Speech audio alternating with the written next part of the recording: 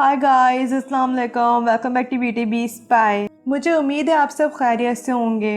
Thank you so much guys, आप मुझे इतना सपोर्ट करते हैं और मेरी वीडियोस को इतना पसंद करते हैं। सो गाइस, इस वीडियो में मैं recently crime thriller film the guilty को एक्सप्लेन करूंगी। इस मूवी के डायरेक्टर हैं एंटोन फुकुआ। इस मूवी के मेन लीड रोल हैं जैक गैलनहेल। द गिल्टी एक 2018 डेनिश मूवी द गिल्टी की रीमेक है। The guilty Netflix trailer drama movie है जो LAPD 911 रिस्पांस कॉल सेंटर पर सेट की गई है। ये कहानी इस प्लॉट को फॉलो करती है। एक ऑफिसर जो बेलर के पास एक किडनैपिंग विक्टिम की कॉल आती है जो उस लड़की को बहुत ही समझदारी से सेव करने की कोशिश कर रहा था, जो फिल्म का मेन कैरेक्टर है। और इस मूवी के और कैरेक्टर्स सिर्फ फोन कॉल्स तक ही महदूद हैं। ये फिल्म एक जगह और जो के डार्क पास्ट से मिलती है और जो को रिहाई मिलने वाली थी, लेकिन इस फिल्म की एंडिंग क्लाइमेक्स में सारे कैरेक्टर्स के ऊपर सवाल खड़े हो जाते हैं। So don't miss it guys. इस वीडियो में स्पॉयलर्स हैं। सो गाइस, अगर आपने ये फिल्म नहीं देखी तो वीडियो यहीं पर पॉज कर दें और जब आप मूवी देख लें तो इस वीडियो को कंटिन्यू कर लिएगा। द गिल्टी नेटफ्लिक्स पर रिलीज हुई 24 सितंबर 2021 में। IMDb पर द गिल्टी को मिले हैं 6.3 stars out of 10। The guilty का मेटाक्रिटिक स्कोर है 63। गाइस, अगर आपने ब्यूटी बी स्पाई को अभी तक सब्सक्राइब नहीं किया तो इसे ज़रूर सब्सक्राइब कर लें और साथ में बेल आइकन भी ज़रूर प्रेस कर दिएगा ताकि मेरी न्यू वीडियो आने की अपडेट आपको मिल जाए। Okay guys, let's start explain the movie. Film शुरू होती है LAPD कम्युनिकेशन सेंटर पर। उसी रात सिटी फॉरेस्ट में आग लग गई होती है। इसी हवाले से 911 पर कॉल आ रही होती हैं और साथ ही साथ और क्राइम्स की भी।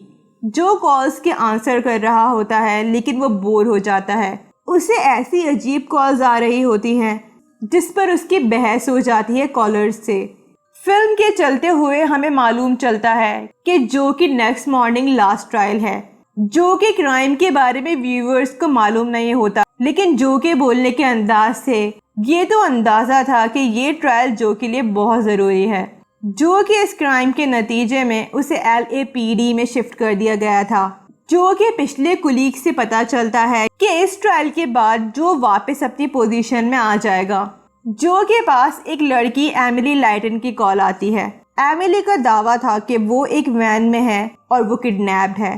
ये बात को सुनकर जो जोश में आ जाता है। जो हाईवे पेट्रोल को आगाह करता है इस बात से और वो अपने पुराने कुलीग से भी मदद लेता है जो अब कामयाब हो जाता है एमिली की लोकेशन ढूंढने के सिलसिले में। और इस बात के चलते हुए उसे ये बात भी पता चलती है कि एमिली के 2 बच्चे भी हैं।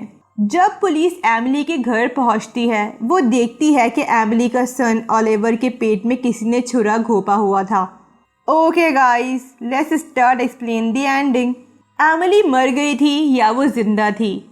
जो ने सारी कोशिशें कर ली थी वैन को ढूंढने के लिए, लेकिन वो नाकाम रहा हर बार। जो और एमिली की कन्वर्सेशन के बाद जो डर गया था क्योंकि एमिली का कहना था कि उसने ही अपने बेटे ओलिवर के पेट में छुरा घोंपा है। जो को एमिली की नेक्स्ट कॉल से पता चलता है एमिली भाग गई है और उसका एक्स हस्बैंड और ओलिवर का फादर हेनरी फिशर की कैद से। आखिरकार एमिली एक ओवरपास से मिल जाती है और हाईवे पेट्रोल उसे ढूंढ लेती है। जो को सुकून मिलता है और वो अपने दोस्त ड्रिक से कहता है कि वो कोर्ट में सब सच बोले जो के क्राइम के बारे में। मूवी के एंड में वॉइस ओवर से पता चलता है कि जो को जेल हो गई है और जो अपने करने पर गिल्टी है।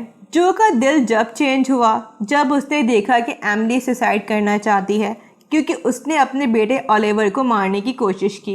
एमिली जो से कहती है उसने अपने बेटे के पेट में छुरा इसीलिए घोंपा क्योंकि वो अपने बेटे की मदद कर रही थी उसके पेट में से सांप को बाहर निकालने के लिए। एमिली दिमागी मरीज थी लेकिन उसको रियलाइज था कि उसने क्या कर दिया है क्योंकि उसके हाथों और कपड़ों पर खून था। एमिली ओवरपास से छलांग लगाने वाली ही थी। अचानक जो के पास हाईवे पेट्रोल की कॉल आती है कि एमिली मिल गई है और वो मान गई है ओवरपास से नीचे आने के लिए। अब एमिली कस्टडी में थी और हाँ, एमिली जिंदा थी। क्या ओलिवर जिंदा था? पुलिस टीम एमिली के घर जाती है। वहाँ उन्हें एमिली के 2 बच्चे मिलते हैं, एबी और ओलिवर। लेकिन पुलिस के देखकर शौक थी कि ओलिवर का पेट चिरा हुआ था छुरे से। जो के माइंड में हेनरी का नाम आता है कि ये काम उसी ने किया होगा, क्योंकि हेनरी का पहले क्रिमिनल रिकॉर्ड था। लेकिन बाद में एमिली रिवील करती है कि उसने ही अपने बेटे को जख्मी किया है, क्योंकि वो बस उसकी मदद करना चाहती थी। व्यूवर्स को लग रहा था कि ओलिवर मर गया होगा, लेकिन मूवी के एंड सीन्स में पता चलता है कि ओलिवर आईसीयू में है और वो स्टेबल है। इस बात की वजह से जो को अपनी बेटी बहुत याद आ रही थी, क्योंकि जो की बेटी अपनी मदर के पास रहती थी। एमिली का केस सिर्फ जो को ये समझाने के लिए था कि उसे अपनी गलती मान लेनी चाहिए, इसीलिए वो अपने सेंटर से उठता है और वहाँ से चला जाता है। हेनरी ने एमिली को किडनैप क्यों किया था? हेनरी का एक क्रिमिनल पास्ट रहा था और उसे अपनी फैमिली से मिलने के राइट्स नहीं थे, इसीलिए ऑडियंस को लगता है कि हेनरी ने एमिली को किडनैप किया जबरदस्ती। और जब ओलिवर की बुरी हालत देखी तो जो को नेचुरली हेनरी पर शक गया कि ये भी हेनरी ने ही किया होगा। लेकिन जब एमिली कन्फेस करती है कि उसने ही ओलिवर के पेट में छुरा घोंपा है, इस बात से मूवी का प्लॉट पलट कर रह जाता है। लेकिन जो को एमिली की बेटी एबी से हेनरी का नंबर मिलता है। जो हेनरी को कॉल करता है और हेनरी से पता चलता है कि एमिली एक मेंटल पेशेंट है। एमिली की मेंटल हेल्थ जब खराब हुई जब उसने मेडिसिन्स लेना बंद कर दी, इसी वजह से उसने अपने बेटे को जख्मी कर दिया। हेनरी एमिली को साइकेट्रिक हॉस्पिटल लेकर जा रहा था, क्योंकि एमिली और किसी को भी नुकसान पहुंचा सकती थी। जो हेनरी से पूछता है कि इस मामले में हेनरी ने पुलिस को कॉल क्यों नहीं की, जिस पर हेनरी का कहना था कि पहले भी ऐसा हो चुका है और पुलिस ने हमारी मदद नहीं की थी, इसीलिए इस बार मैंने इस मामले को अपने हाथ में ले लिया। जो ने किसको मारा था और क्या वो जेल चला गया था? एमिली की क्राइम को एक्सेप्ट करने के बाद जो अपना डार्क पास्ट बताता है। कुछ मंथ्स पहले जो ने एक 19 इयर्स बॉय जॉस को बहुत बुरी तरह से शूट किया था। जो ये सोचने की कोशिश कर रहा था कि जॉस गुनाहगार था या नहीं, इसी वजह से उसकी ट्रायल चल रही थी। जो के कुलीग अब तक एक फेक कहानी बुनते आ रहे थे और वो जो को इनोसेंट साबित करने की कोशिश कर रहे थे। तभी उसके कुलीग ने कहा था कि कल के ट्रायल के बाद से वो अपनी पोजीशन पर जा सकता है। फिल्म के लास्ट सीन में जो रिक से भीख मांगता है कि वो कोर्ट में सब सच बोले। फिल्म में ये नहीं शो किया गया कि रिक ने सच कहा या झूठ, लेकिन जो ने अपना गुनाह कबूल कर लिया था। जॉस की उम्र काफी कम थी, इसीलिए जो को काफी लंबी सजा हो सकती थी। दी एंड। गाइस, अगर इस मूवी की बात की जाए तो ये मूवी एक एवरेज मूवी है। 2013 में आने वाली मूवी द कॉल भी इसी तरह की थी, लेकिन द कॉल ज़्यादा इंटरेस्टिंग और रियलिस्टिक थी।